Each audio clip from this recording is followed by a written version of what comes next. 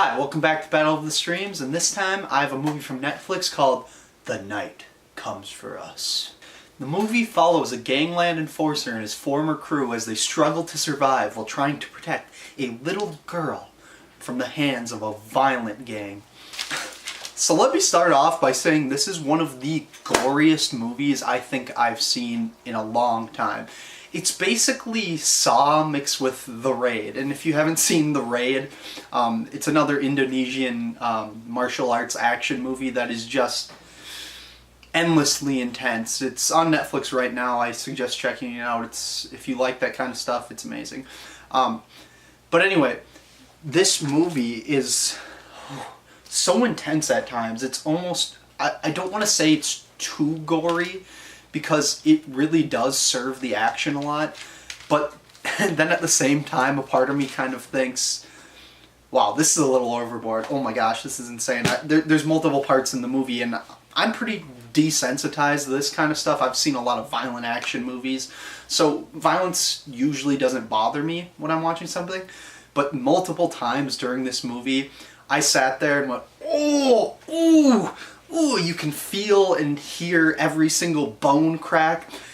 I swear there's about 20 times during this movie where a character will die, gurgling up blood because they got stabbed somewhere and they're like...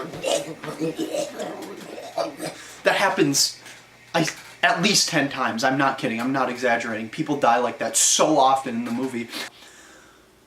The characters, although they're quite underdeveloped in this movie, which comes with a balls-to-the-wall action movie like this. There isn't a lot of time for dialogue and character development.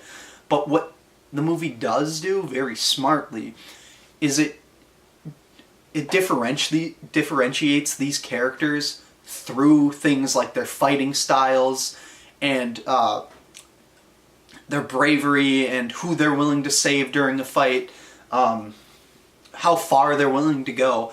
So you kind of get these characters through their actions more than their dialogue. But at the end of the day, the characters are quite underdeveloped, and that's one of my big problems with the movie. Honestly, the action is so consistent in this movie that when a scene of dialogue comes around, it's honestly refreshing.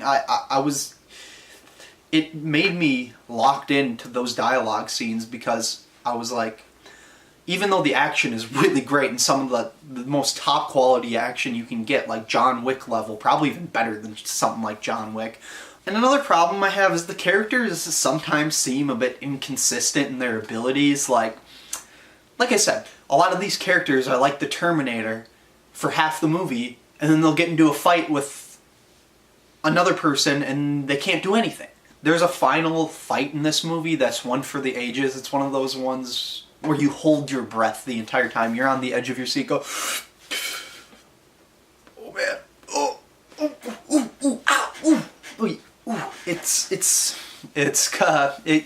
kept me quite locked in, and I really appreciate that, especially with action. And that tempo sustains throughout the movie until the very last frame.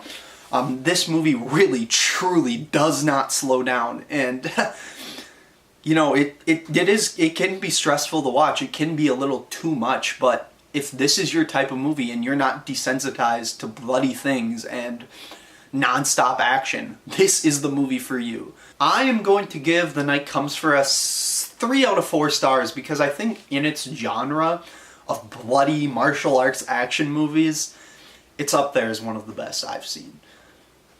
Make sure you like, subscribe, comment, ring the bell, ding ding ding, do whatever. I don't care.